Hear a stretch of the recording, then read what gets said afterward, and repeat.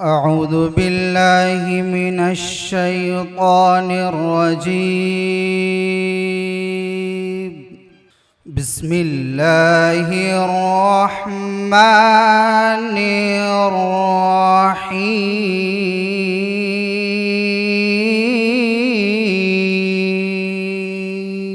يا أيها الذين آمنوا لا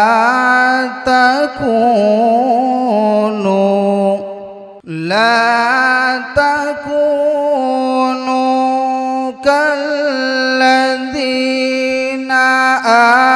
آذوا موسى فبرأه الله.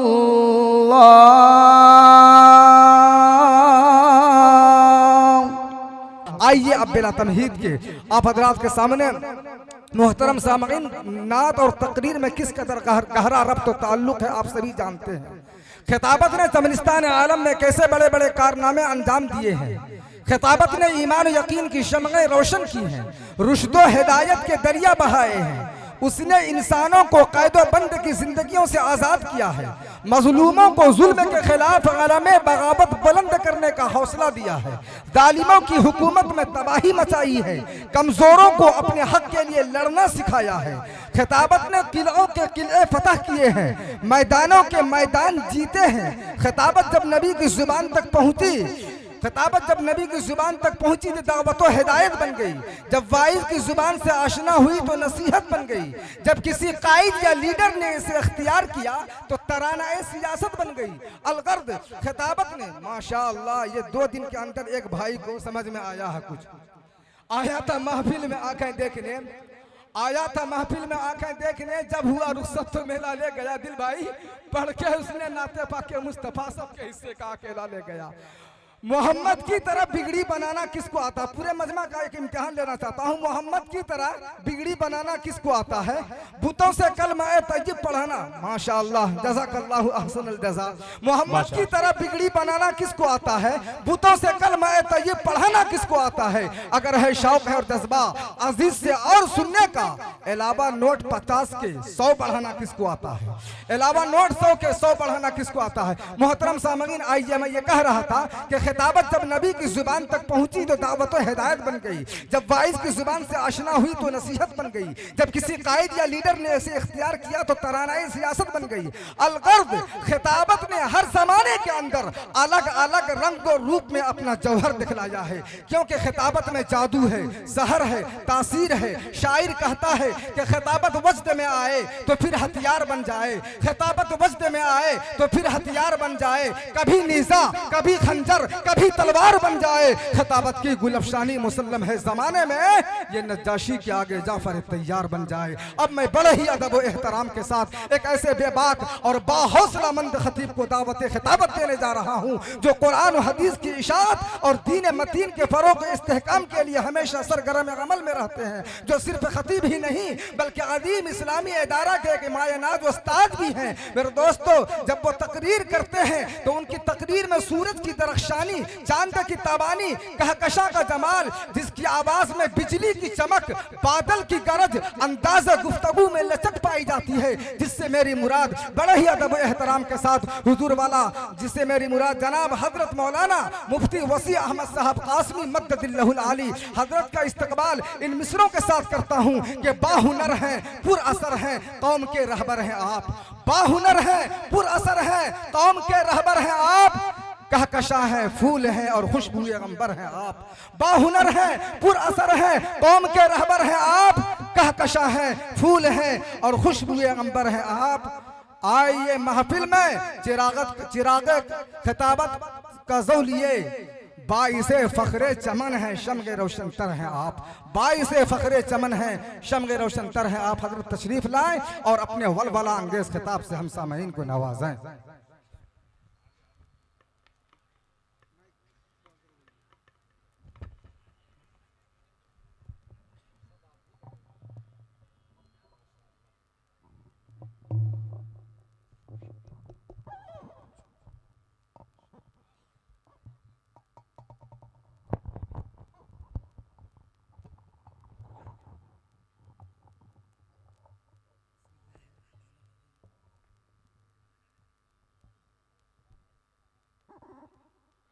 अस्सलामु अलैकुम व रहमतुल्लाहि व बरकातुहू। वालेकुम अस्सलाम व रहमतुल्लाहि व बरकातुहू।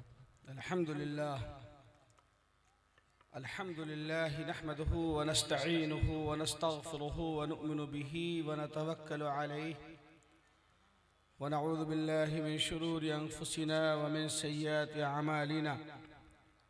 मन यहदिहिल्लाहु फला मुज़िल्ल लहु व मन युज़लिलहु फला हादिय लहु व नशहदु अन ला इलाहा इल्लल्लाह व नशहदु अन्न सय्यिदना व सनदना व नबिय्यना व मौलाना मुहम्मद अब्दुहु व रसूलुहु। अम्मा बाद फ़अऊज़ु बिल्लाहि मिनश शैतानिर रजीम। बिस्मिल्लाहिर रहमानिर रहीम।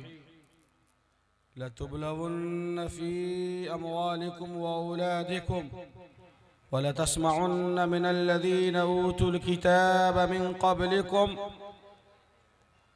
वल्लज़ीना अशरकू अज़न कसीरा वइन तस्बिरू व तत्तक़ू फ़इन्न ज़ालिका मिन अज़्मिल उमूर। वक़ाल अल्लाहु तबारक व तआला अयज़न या निसाअन नबी लस्तुन्न कअहदिम मिनन निसा इन इत्तक़ैतुन्न फला तख़ज़अन बिलक़ौल फ़यत्मअल्लज़ी फ़ी क़ल्बिही मरज़ वक़ुल्न क़ौलन मअरूफ़ा। सदक़ल्लाहुल अज़ीम। वक़ाल अन्नबी सल्लल्लाहु अलैहि वसल्लम ला युमिनु अहदुकुम हत्ता यकून हवाहु तबअन लिमा जीतु बिही औ कमा क़ाल अलैहिस्सलातु वस्सलाम। आज के इस रूह परवर और बावकार दो रोज़ा इजलास दस्तारबंदी के सदर आली कद्र स्टेज पर जलवा अफरोज काबिले कद्र हज़रात उलमाए किराम, बुजुर्गान मोहतरम, नौजवान साथियों, पर्दा नशीं हमारी दीनी ख़वातीन, वक्त बहुत महदूद है और आपके दरमियान आकर सआदत भी हासिल करनी थी, इसलिए मैं मुनासिब समझता हूँ कि सरे दस्त मौजू पर कुछ बात कर ली जाए। मुझे ये कहना है कि मौजूदा हालात में मुसलमान क्या करें और नौजवानों को क्या करना चाहिए। ऐसे हालात जिसमें पूरी दुनिया की मिशनरी इस बात पर लग गई हो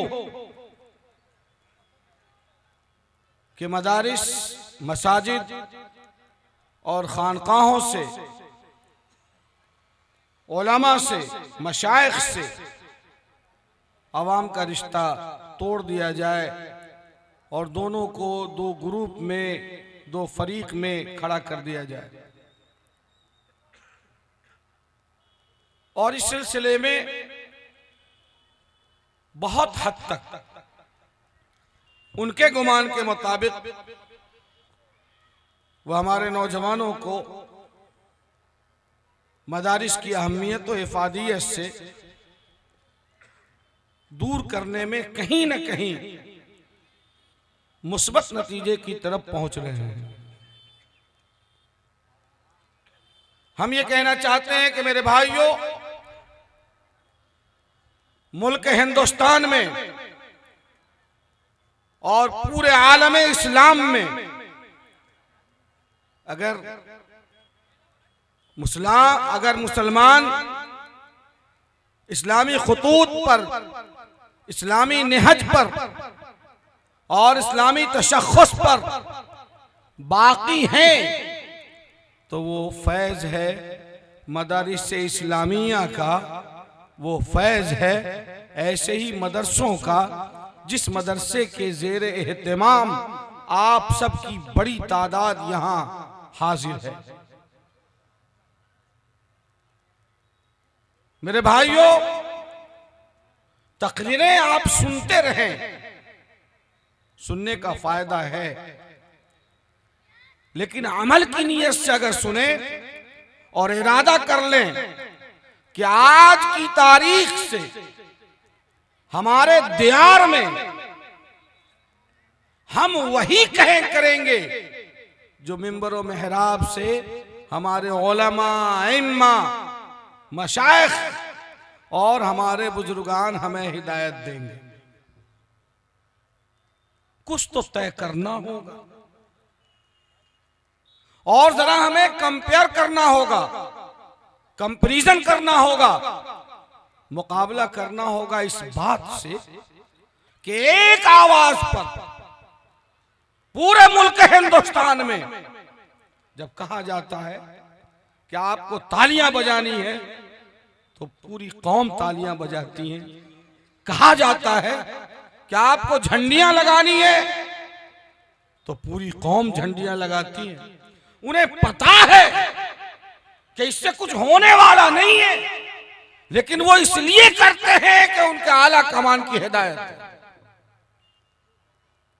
मुसलमानों, अगर हमें कहा जाता है मिंबरों मेहराब से, हमारे उलमा, हमारे मरकज से, चाहे वो मरकजी इदारा इमारत शरिया बिहार झारखंड हो या जमीयत उलमा हिंद हो या कोई भी इदारा हो, तो हम में का हर आदमी कलम और कागज लेकर खामियां निकालने के लिए बैठ जाता है। ये दारुल रानी डी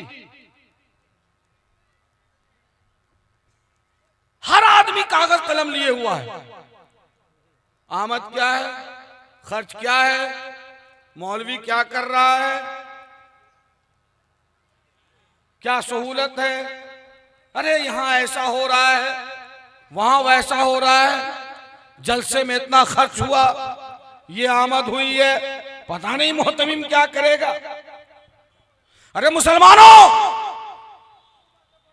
सैकड़ों करोड़ की मंदिर बनकर खड़ी हो गई, कोई आदमी पूछने नहीं आया कि इसमें क्या खर्च हुआ और क्या आमद है और क्या ऑडिट है और कहाँ हिसाब है। उन्होंने ये देखा कि जो चीज हम चाहते थे वो चीज हो गई, तो वो सब के सब खामोश हो गए। और ये हमारे लोग हैं, हमारा मकसद है उलमा हुफ्फाज को तैयार करना, मिंबरों मेहराब को आबाद करना। सो इस मकसद में अल्हम्दुलिल्लाह तुम अल्हम्दुलिल्लाह इस मुल्क के उलमा और इदारे 100% कामयाब और बामुराद। और मैंने गुज़श्ता रोज एक बड़े इजलास में ये बात कही, हमने ये जिम्मा लिया कि मिंबरों मेहराब इंशाअल्लाह खाली नहीं हुआ होने दिया जाएगा। आप बता दीजिए, हर गांव में हुफ्फाज हैं, हर गांव में उलमा हैं, मुफ्तियान हैं, मुफस्सिरीन हैं, फुक़हा हैं और अच्छी सलाहियतों के मालिक कुर्रा हैं। कौम की जरूरत को बोरिया नशी मौलवियों ने पूरी की है और जिस निहज पे हम चल रहे हैं, इंशाअल्लाह इस जरूरत की तकमील के लिए हर तरह की कुर्बानियां देते रहेंगे। लेकिन हमें बाबरी मस्जिद के मामले में अच्छे एडवोकेट की भी जरूरत महसूस हुई। ये गुनहगार चूंकि बोर्ड का भी रुकने तासीसी है, इसलिए उसकी हकीकतों से वाकिफ हमें मजबूर होकर जनाब राजीव धवन जी की खिदमत लेनी पड़ी, जनाब कपिल सिब्बल जी की खिदमत लेनी पड़ी। कौम ने हमें कहां वैसा आदमी दिया। क्या 96% बच्चे जहां जा रहे हैं उनकी जिम्मेदारी नहीं है कि कौम के दूसरे मामलात के लिए अफराद साजी करें, रजाले कार तैयार करें। ये सिर्फ हमारी जिम्मेदारी। जो आ रहा है मदरसे में तो धक्का मार रहा है, जो आ रहा है अपने गुस्से को मदरसे पे उतार रहा है। मेरे भाइयों, ये बोहरिया नशीं उलमा हैं जिन्होंने कुर्बानियां देकर दारुल रानी डी जैसे इदारे को कामयाब किया, और ये सिलसिला इंशाअल्लाह क़यामत तक जारी रहेगा, यकीन मानिए। और हमारा इस बात पर एतमाद होना चाहिए कि क़यादत का फुकदान नहीं है। कायद आज भी मौजूद हैं, रहनुमा आज भी मौजूद हैं, लेकिन समोतात और मानने के जज्बे का फुकदान है। जब आप मानते ही नहीं तो कायद मिलेगा कहां से? आप मोहतमिम साहब को मोहतमिम नहीं जानेंगे, इमाम खतीब को इमाम खतीब नहीं समझेंगे, उनकी बातों पर अमल नहीं करेंगे, तो फिर कायद कहां से पैदा होगा? क्या आसमान से उतरेगा या जमीन से कोई निकलेगा? कायद मौजूद है, क़यादत का फुकदान नहीं है। क़यादत को तस्लीम करने का और मानने का फुकदान।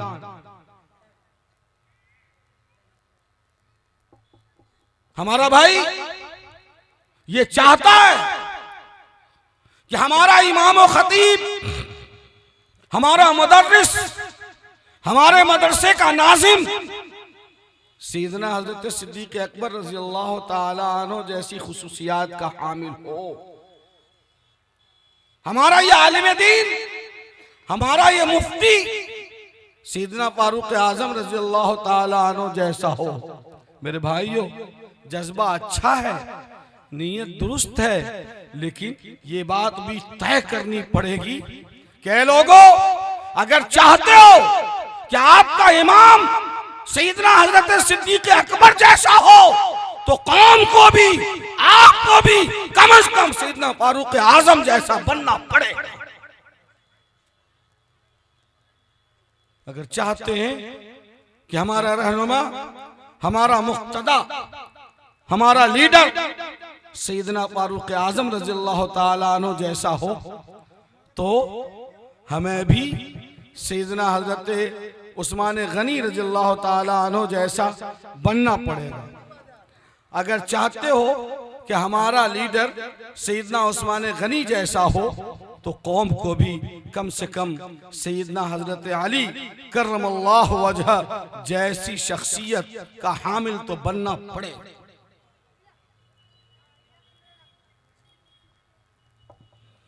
मेरे साथियों, इस पूरे मजमे के लिए पैगाम यह है कि हम में का हर शख्स आज ये तय करे कि वो हालात की सितम ज़रीफी से इसलिए नहीं घबराएगा कि उसके कल्बो जिगर में ला इलाहा इल्लल्लाह मुहम्मदुर रसूलुल्लाह का नूर बसता है और उसका सीना नूर ईमानी से मामूर है। मेरे भाई, एक जरूरी ऐलान सुन लें। ये मंगना अंसारी की बच्ची है, छोटी सी है, जो सरौनी बाजार की है। ये बच्ची स्टेज के करीब है। इनके जहां भी सरपरस्त और माँ या बाप हो या कोई जिम्मेदार हो, तो वो स्टेज के करीब आ जाएं। और ये छोटी सी बच्ची है जिसकी उम्र तकरीबन 5 से 6 साल है। आप यहां से उनको हासिल करें।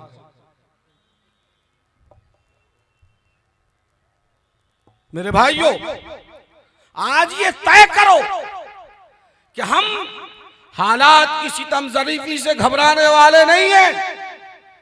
नूरे खुदा है कुफ्र की हरकत पे खंदजन, फूकों से ये चिराग बुझाया न जाएगा।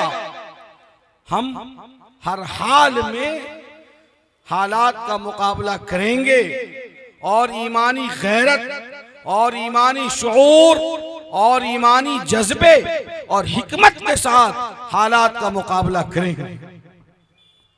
क्या होगा 2024 में, पता नहीं क्या होगा।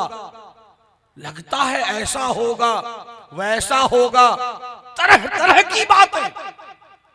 नौजवानों की टोलियों में, होटलों पर, चौराहों पर, निजी मजलिसों में, आवाम की मजलिसों में। भाई मेरे, क्या होना है? कुछ नहीं होना है।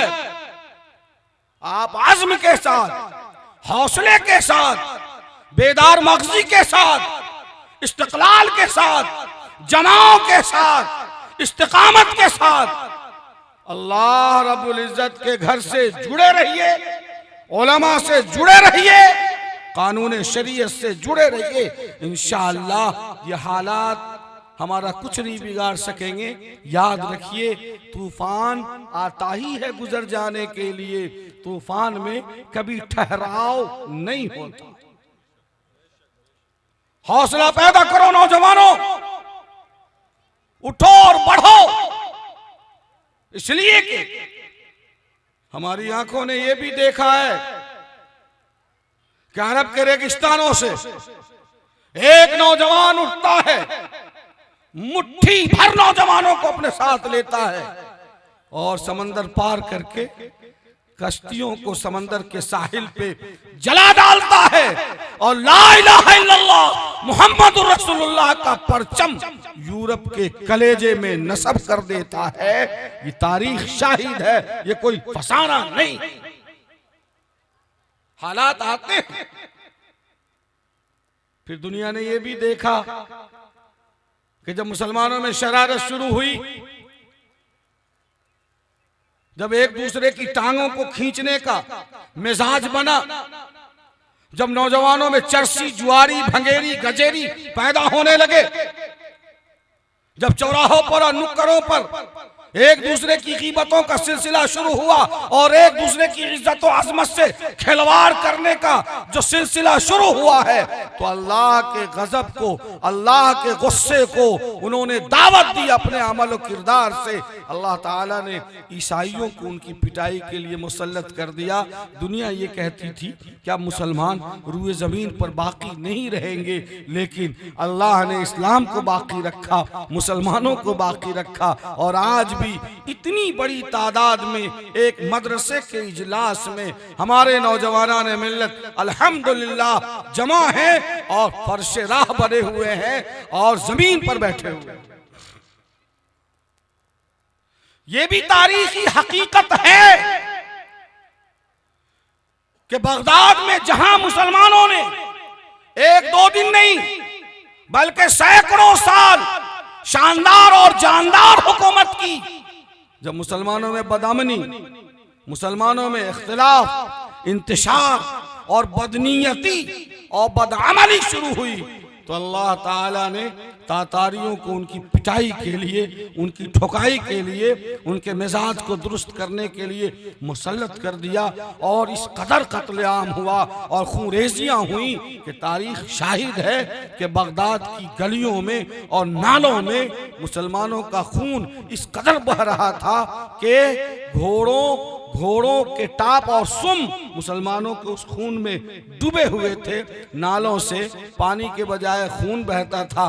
दुनिया ये कह रही थी कि अब मुसलमान रूए जमीन पर बाकी नहीं रह सकेंगे, लेकिन दुनिया ने ये नजारा भी देखा कि अल्लाह ताला ने उन्हीं लोगों को जिनके जरिए गुनहगारों को सबक सिखाया और बदअमालों को उसके किए हुए का हिसाब और मजा चखाया, अल्लाह ताला ने उन्हीं लोगों को ईमान की तौफीक से नवाजा और उनकी ज़बानों को पाक करके अपनी मुक़द्दस किताब की तिलावत भी करवा ली और उनकी जबीनों से अपने इबादत खानों को संवार भी लिया, सजा भी लिया कि है आया यूरिशे तातार के अफसाने से, है आया यूरिशे तातार के अफसाने से, पासबा मिल गए काबे को सनम खाने से। ये तारीखी हकीकत है।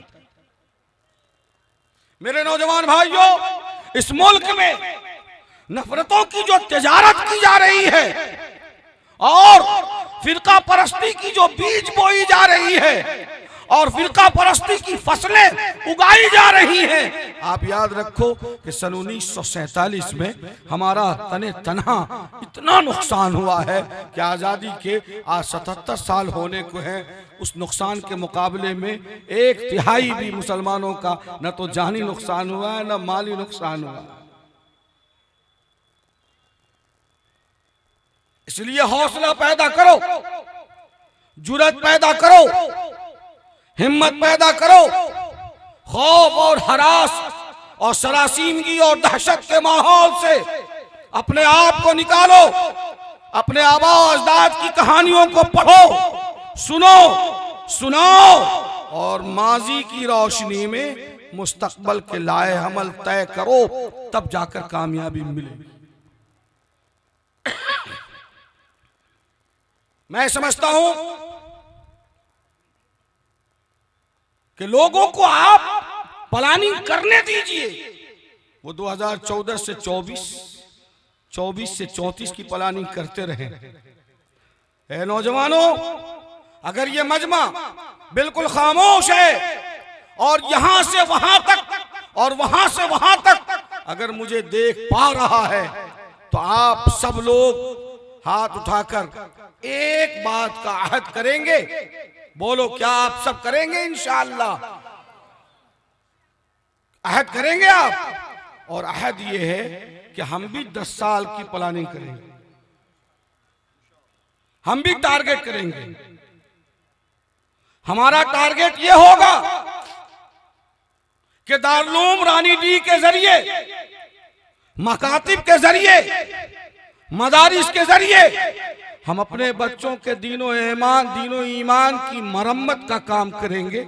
इसलिए कि ये दीन और ईमान के मरम्मत के कारखाने हैं। ये काम अपनी जगह मुसल्लम है और ये सिलसिला, ये बोहरिया नशी उलमा इसलिए करते रहेंगे कि अल्लाह ने इनको इसी काम के लिए मुंतखब किया है। आप धक्के देकर निकाल दो, ये अपनी तहरीक से और अपनी खिदमत से बाज आने वाले नहीं हैं कि न पूछ इन खिरका पोशों की इरादत हो तो देख इनको यदे बैजा लिए बैठे हैं अपने आस्तीनों में, और तमन्ना दर्द दिल की है तो कर खिदमत फकीरों की, नहीं मिलता है गोहर बादशाहों के खजीने। दीनो ईमान की दुरुस्तगी के साथ साथ 10 साल का हमें टारगेट करना है। और वो टारगेट ये है कि हमारे बच्चों को आला तालीम के लिए तैयार करना है। कॉम्पिटिटिव एजुकेशन, मुकाबला जाती तालीम के लिए हमें तैयार करना है। हमें एजुकेशन के लिए बजट बनाना है और हमारे बच्चों को इस लायक बनाना है कि वो अपनी कौम के लिए आबरू बन सके, अपनी कौम के मुस्तकबल के लिए वो संगे मील बन सके और अपनी कौम के खोए हुए हुकूक को छीन कर लाने की क्वालिटी और सलाहियत वो पैदा कर सके। यह आज़म करना होगा। और मुसलमानों, याद रखो कि अगर इस मुल्क हिंदुस्तान में इज्जत के साथ, वकार के साथ जिंदा रहना चाहते हो, अगर अपने बच्चों का मुस्तकबल दुरुस्त और रोशन करना चाहते हो, तो हर हाल में तालीम के लिए, एजुकेशन के लिए बजट बनाना होगा और गाढ़ी कमाई की रकम बच्चों की तालीम में और एजुकेशन में हमें लगाना होगा। उसके अलावा कोई और रास्ता इस वक्त है ही नहीं।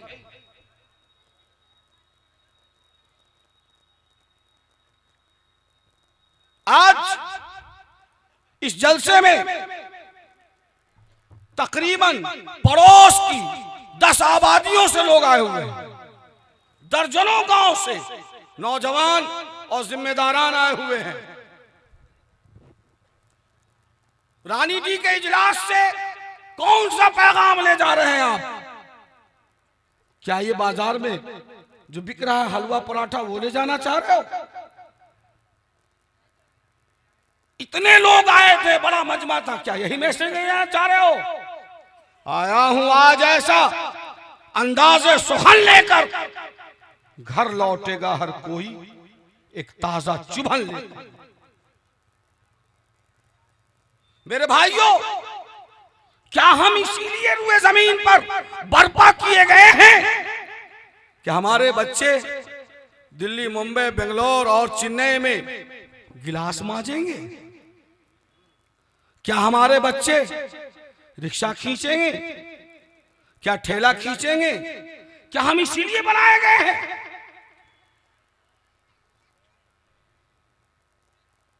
वो लोग जिन्हें न जीने का सलीका, न खाने का तरीका, न पीने का शऊर है, जो कीड़े और मकोड़ों की तरह जिंदगी गुजारते रहे और आज भी उसी हालत में वो जिंदगी गुजार रहे हैं, उनके बच्चे मुल्क की उन कुर्सियों पर बैठ रहे हैं जहां बैठकर कौमों की तकदीरों के फैसले लिखे जा रहे हैं। और ये मुसलमान उनके सामने एक आवासीय प्रमाण पत्र बनाने के लिए भिखमंगों की तरह कासाए गदाई लिए हुए भीख मांग रहा है, गिड़गिड़ा रहा है। उसी बरगद के दरख्त के नीचे कचहरी में एक दाढ़ी टोपी वाला दूसरों की खुशामद कर रहा है और वो इसको मियाँ जी और मुल्ला जी कह करके बेआबरू कर रहा है।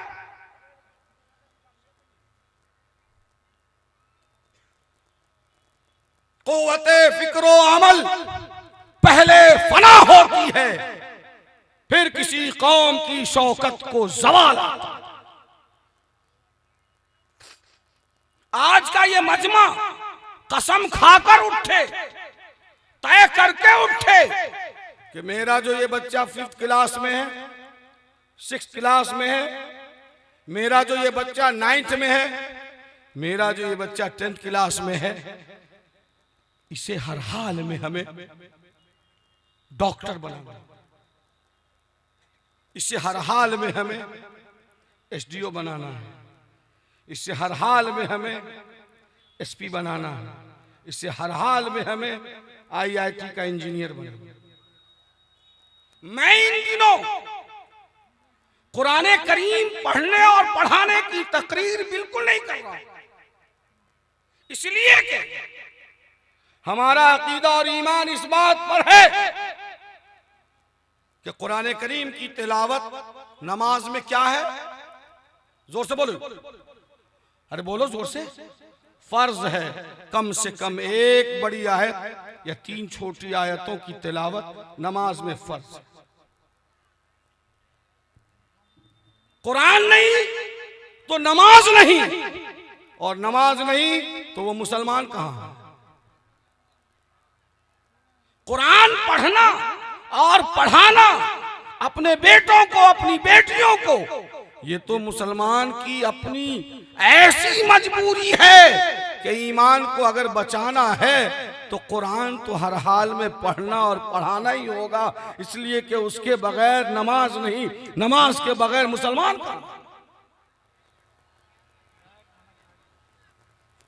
करना हमें वो है कि जमाना अगर बर्क रफ्तारी की चाल चल रहा है, अगर टेक्नोलॉजी का जमाना है, तो हमें उस सवाल के जवाब में उसी अंदाज में आना होगा, उसी लय में आना होगा, उसी पैतरे में आना होगा। यकीन मानिए कि रॉकेट से मुकाबला, रॉकेट का मुकाबला तलवार और गड़ासे और फरसे से नहीं किया जा सकता है।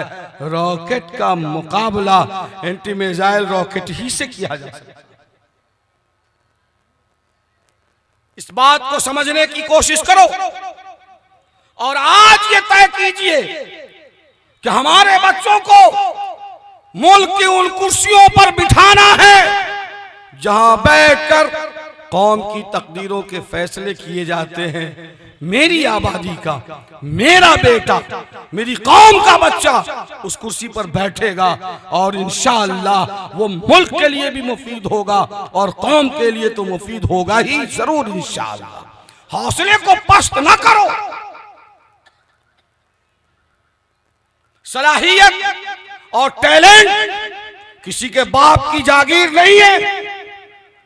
तय तो करो, इरादा तो कीजिए, गोल तो बनाइए, हदफ और निशाने मंजिल तय कीजिए कि मंजिल से आगे बढ़कर मंजिल तलाश कर, मंजिल से आगे बढ़कर मंजिल तलाश कर। मिल जाए तुझको दरिया तो समंदर तलाश कर। हर शीशा टूट जाता है पत्थर की चोट से, हर शीशा टूट जाता है पत्थर की चोट से। पत्थर ही टूट जाए वो शीशा तलाश कर। और मेरे भाइयों, ये शीशा तलाश करना पड़ेगा।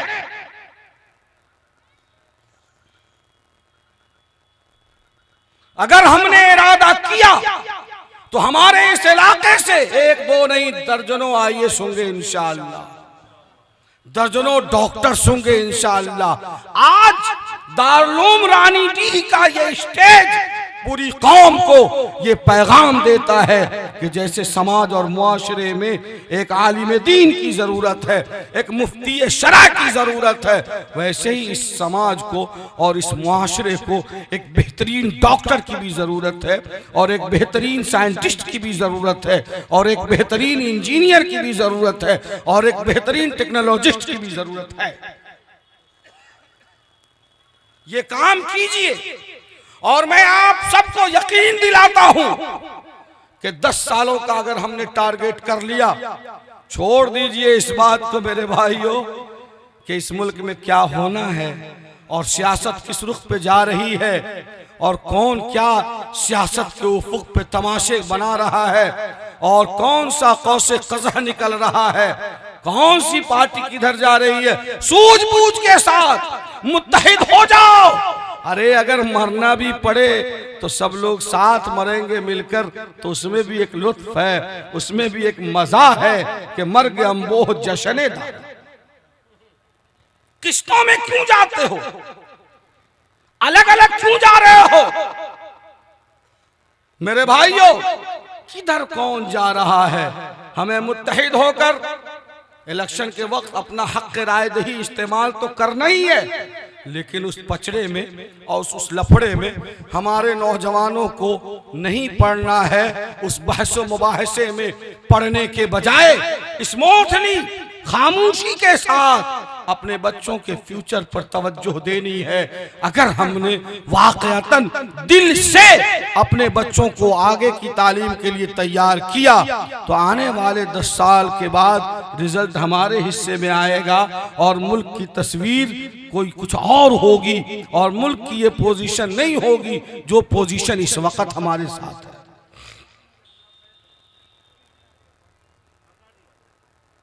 हम इस बात को जानते हैं कि इस मुल्क में हम मौजूदा हालात में असलहा से कोई हक हासिल नहीं कर सकते, इसलिए कि दुनिया का ये निज़ाम अल्लाह ने सबब के ताबे बनाया है और अल्लाह ताला की यही आदत है और यही तकवीनी सिस्टम।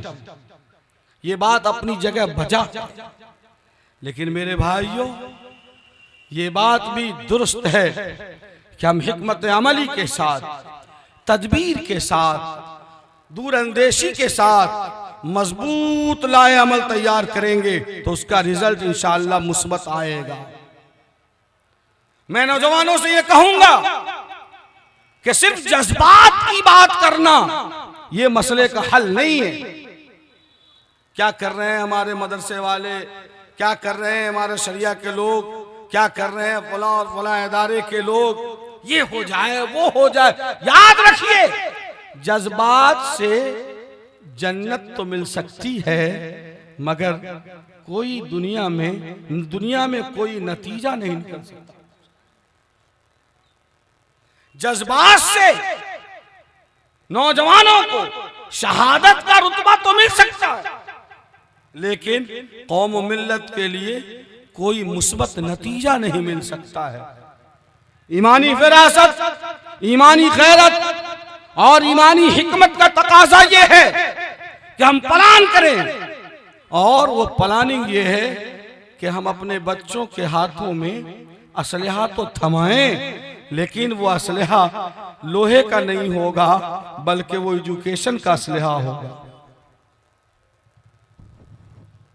अगर हम इस मुहिम में कामयाब हो गए तो नफरतों का तूफान खत्म होगा और सियासत का रुख भी तब्दील होगा और इस मुल्क की तस्वीर बिल्कुल बदल जाएगी। इसलिए आज के इस इजलास में क्या पूरा मजमा इस बात पर अज़्म करता है, क्या आप सब अहद लेते हैं हमारे साथ कि इंशाअल्लाह हम सब अपने बच्चों की तालीम के लिए एजुकेशन का बजट बनाएंगे? क्या हम लोग बनाएंगे इंशाअल्लाह? कौन लोग हैं जो अपने बच्चों को आला तालीम के लिए वो आगे बढ़ाएंगे? हाथ उठाइए। कौन लोग हैं? कौन है? अल्लाह ताला कबूल फरमाए। इसके बगैर इस मुल्क में इज्जत व आबरू के साथ जीने का कोई चारा कार नहीं। दूसरी बात हमें यह कहनी है कि मेरे भाइयों, इस वक्त जो यूनिफॉर्म सिविल कोड के ताल्लुक से बाज़ रियासतों में ये तूफान बदतमीजी पैदा की जा रही है कि वरासत का कानून मुसलमानों के लिए यूनिफॉर्म सिविल कोड की रोशनी में खत्म होने जा रहा है। इसलिए कि अल्लाह रब्बुल इज्जत ने जायदाद की तकसीम का जो कानून बनाया है उसकी बुनियाद निज़ाम आदल पर है। अल्लाह ने फरमाया युसिकुमुल्लाहु फी औलादिकुम लिज़्ज़करि मिस्लु हज़्ज़िल उन्सयैन।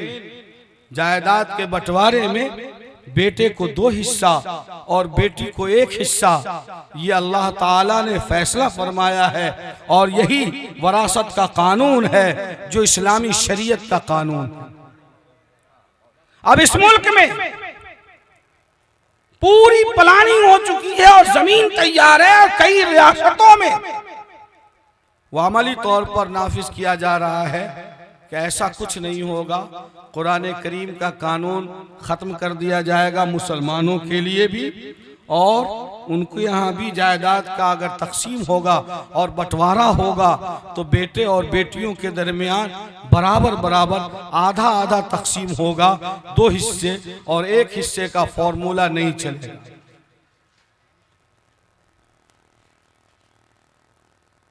इस्लाम का कानून है कि कोई शख्स, कोई मुसलमान बवक्ते जरूरत अगर सलाहियत है, ताकत है, कुदरत है और वो जरूरत महसूस भी करता है तो 1 से ज़ायद निकाह करने की उसके लिए गुंजाइश मौजूद है।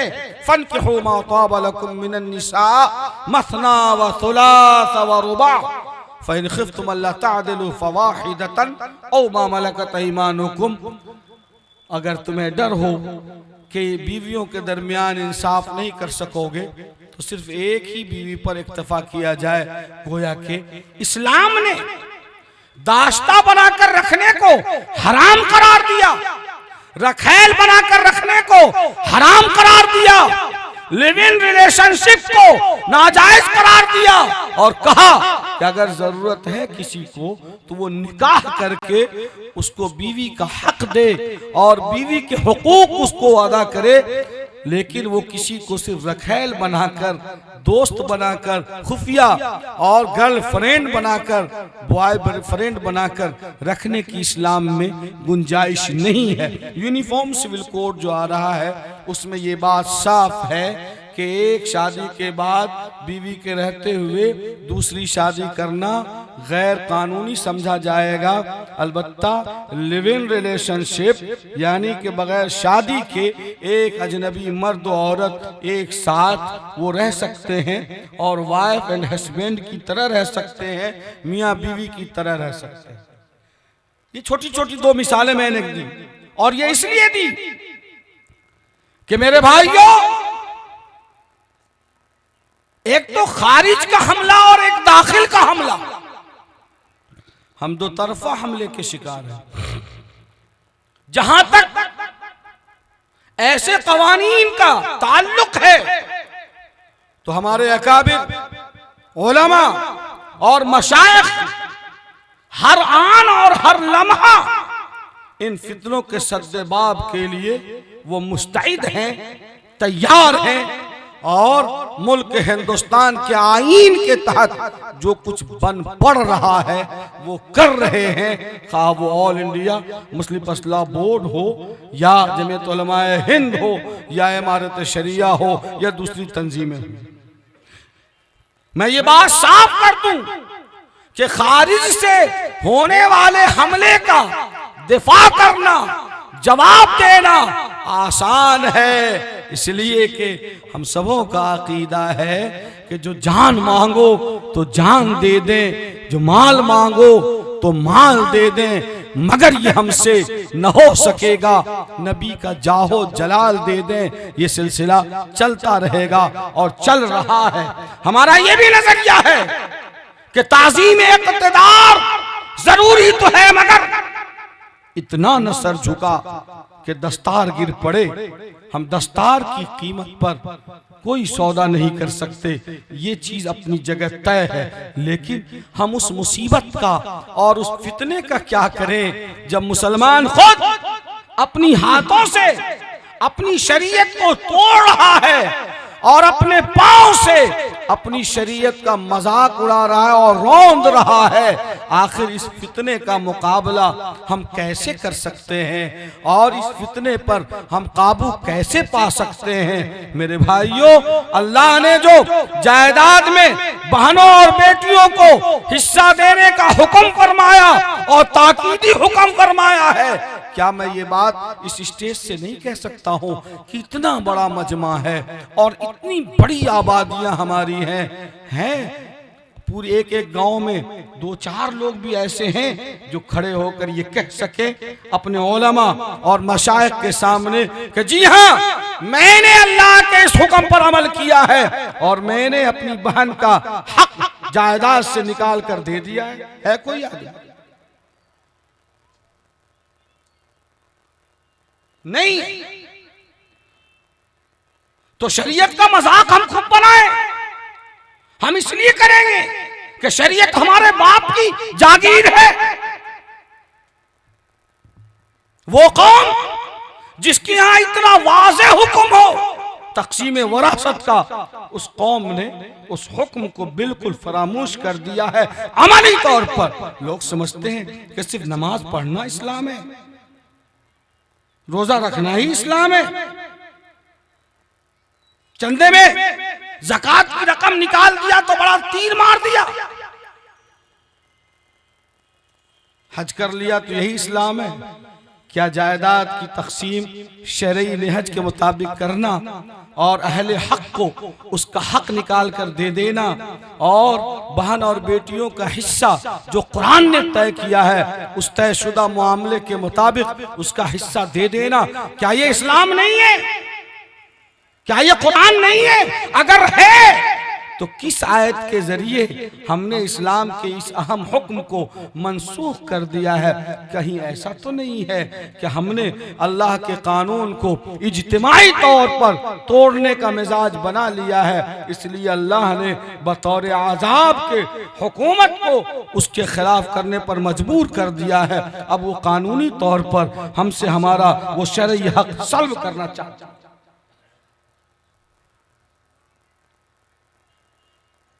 सारे मुसलमान ये कहते हैं, सारे उलमा ये कहते हैं कि निकाह करके पाकीज़ा जिंदगी गुजारना इस्लाम में इबादत है।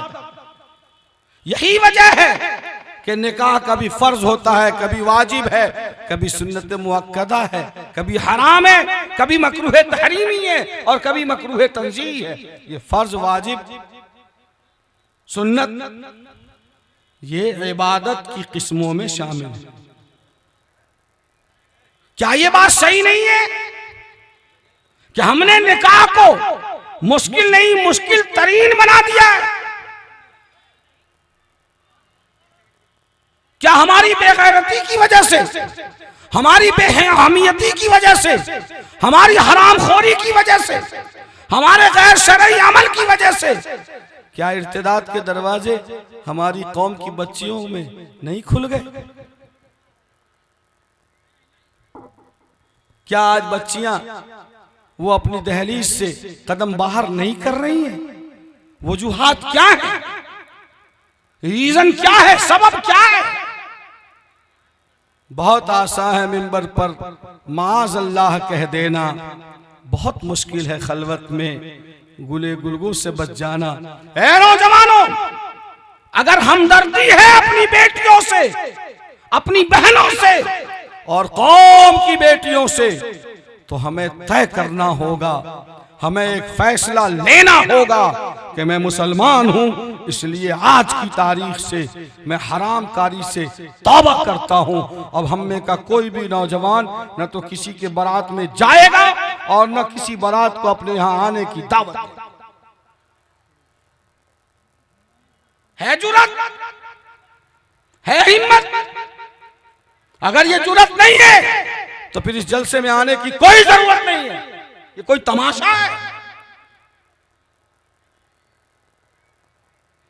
सुनते हैं, कानों को लज्जत मिलती है, खुश होते हैं, तबसरे करते हैं, गुजर जाते हैं। जो नौजवान डीजे की थाप पे नाचेगा और बेटी वालों को खाने के लिए बर्बाद कर देगा, वो कौम का हमदर्द कैसे हो सकता है? चाहे वो कोई भी हो, चाहे वो अमीर हो, गरीब हो, चाहे वो हाफिज हो, आलिम हो, कारी हो या आम इंसान हो, ये बेगैरती है, बेहमियती है। इस पर गुफ्तगू जितनी भी की जाए कम है। कहीं ऐसा तो नहीं कि हमने निकाह को मुश्किल बना दिया है इसलिए बदकारियां आसान हो गई हैं? ऐ नौजवानों, निकाह को इतना आसान बनाओ, इतना आसान बनाओ कि समाज में और मुआशरे में जिनाकारी मुश्किल तरीन बन जाए। अच्छा, एक बात बताइए कि इस पूरे मजमे में जितने लोग बैठे हैं ये सब साहिब ईमान हैं? अरे बोलते क्यों नहीं भाई? अल्हम्दुलिल्लाह। तो अल्लाह के रसूल सल्लल्लाहु अलैहि वसल्लम ने फरमाया कि निकाह को आसान बनाओ। क्या अल्लाह के रसूल सल्लल्लाहु अलैहि वसल्लम का ये फरमान सही है या नहीं है? अरे बोलो, सही है। अगर ये सही है और इसकी हुक्मदूरी की वजह से अगर हमारी कौम की बच्चियों का नुकसान हो रहा है और वो कौम जिसके नबी ने बच्चियों की पैदाइश को जन्नत में दाखिल होने का जरिया करार दिया और फरमाया मन आला जारियतैन हत्ता तबलुगा जाअहु व अना यौमल क़ियामत हाकज़ा, कि बेटी का बाप मेरे साथ जन्नत में जाएगा। और आप सल्लल्लाहु अलैहि वसल्लम ने अपनी दोनों उंगलियों को मिलाया। इसका मतलब ये था कि बेटी के बाप का मकाम मेरे मकाम से करीब तर हो। आज उस कौम के लोग बेटी की पैदाइश को अपने लिए नहुसत समझ रहे हैं। क्या ये सही है? नहीं है। तो ये क्या है? हुजूर फरमाते हैं कि बेटी की पैदाइश फाले नेक है। मुफस्सिरीन फरमाते हैं मियुमनिल मरअति तबकीरुहा बिल उन्सा क़ब्ल ज़ुकूर, वो औरत काबिल मुबारकबाद है जिसके कोख से पहले बेटी पैदा हो, बाद में बेटा पैदा हो। हमने अपने किरदार से ये साबित कर दिया है कि बेटी का पैदा होना नहुसत की अलामत है। सो मेरे भाइयों, क्या हम सब चाहते हैं कि हमारे समाज की कोई बच्ची नऊज़ बिल्लाह वो अपने मजहब से कहीं और ना जाए? चाहते हैं? नहीं चाहते? अगर हम सब ये चाहते हैं कि कोई भी बेटी वाला अपनी बेटी को बोझ समझकर रसूलुल्लाह सल्लल्लाहु अलैहि वसल्लम के फरमान को अपने अमल से गलत साबित न करे, तो हमें यह आज़म करना होगा कि अपनी आबादी से, रानी डी से ही सही, इसलिए कि यहाँ दारुल है और इस सरजमीन पर उलमा और मशाइख की इतनी बड़ी खेप और तादाद मौजूद है। आप ये आज़म करो, इरादा करो कि मैं ऐसा नौजवान हूं कि मैं अपनी शादी में बारात नहीं ले जाऊंगा और बेटी वालों से एक चवन्नी भी नहीं लूंगा। हैं ऐसे मुसलमान इस मजमे में? 2, 4, 5, 10, 20 है। अगर हैं तो वो हाथ उठाए और वाज़ेह करें अल्लाह उसको मालामाल कर देगा और अल्लाह ताला उसका इकबाल पूरे इलाके क्या अल्लाह ताला रूए जमीन पर बुलंद करेगा।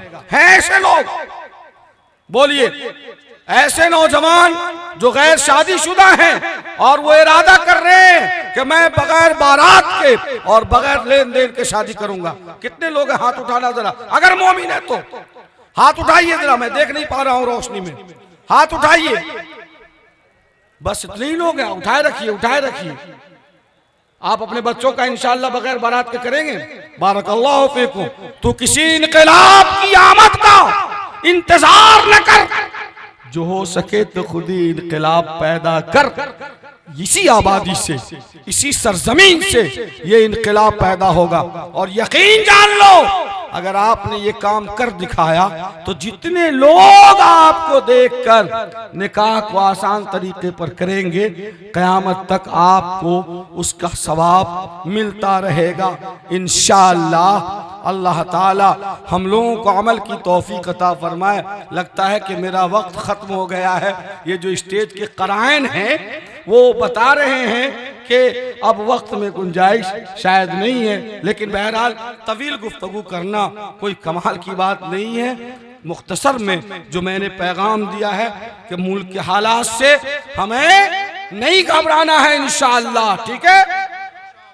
हम सबको एजुकेशन के लिए बजट बनाना है इंशाअल्लाह। जोर से आवाज दीजिए, आमीन। अल्लाह कबूल फरमाए। अपने बच्चों को आला अफसर बनाएंगे इंशाअल्लाह। सितारों से आगे जहां और भी हैं, सितारों से आगे जहां और भी हैं, अभी इश्क के इम्तिहान और भी हैं। मेरे भाइयों, सोच लो कि डीएम बनाना है तो कम से कम लुढ़कते लुढ़कते डीएसपी तो जरूर बन जाएगा इंशाअल्लाह। देखो नौजवानों, इस बात को याद रख लेना कि अगर गन का लाइसेंस लेना हो तो तोप के लिए अप्लाई करो, तब जाकर गन का लाइसेंस मिलेगा। अगर हौसला पस्त कर लिया और सिर्फ गन ही के लिए अप्लाई किया तो पटाखे का लाइसेंस भी नहीं मिल सकता। खुदा तुझे किसी तूफान से आशना कर दे। और दूसरी बात जो हमने कही है, निकाह को आसान बनाना है, अपनी बहनों का हिस्सा जायदाद में देना है, ताकि अल्लाह के अजाब से, यानी जो हुकूमत कानून बनाकर हम पर मुसल्लत करना चाहती है, हम उससे बच सकें और अल्लाह की शरीयत हमसे कोई छीन न सके।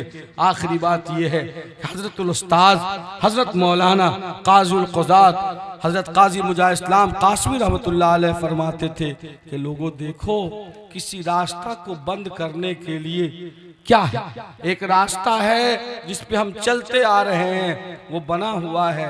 अगर हमने उस पर चलना छोड़ दिया तो खुद ब खुद उसमें कांटे निकल आएंगे, झाड़ियां निकल आएंगी, रास्ता खुद ब खुद बंद हो जाएगा।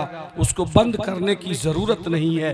शायद हमने इस्लामी शरीयत को छोड़ दिया है, इसलिए खुद ब खुद वो हमसे छीनी जा रही है। इसलिए उस पर चलिए कि खुदा तुझे किसी तूफान से आशना कर दे कि तेरे बहर के मौजों में इज़्तिराब नहीं, तुझे किताब से मुमकिन नहीं फराक के तू किताब खां है मगर साहबे किताब नहीं। वाखिर दावाना अनिल हम्दुलिल्लाहि रब्बिल आलमीन। शुक्रन जज़ाकुमुल्लाह। चंद मिनट ज़्यादा हो गए होंगे, इसके लिए माज़रत खाऊं। माशाअल्लाह, सुभान अल्लाह, अल्लाह मज़ीद फज़ीद। ये थे जनाब हजरत मौलाना मुफ्ती वसी अहमद साहब कासमी मद्ददिल्लाहुल आली, जो अपने वलवला अंगेज़ खिताब से हम सामईन को नवाज रहे थे। और हमारे समाज के अंदर जो बुराइयां पनप रही हैं, जन्म ले रही हैं, बल्कि ले चुकी हैं, उन बीमारियों की दवा बता रहे थे, दवा दे भी चुके हैं। अब इस्तेमाल करना हमारा काम है।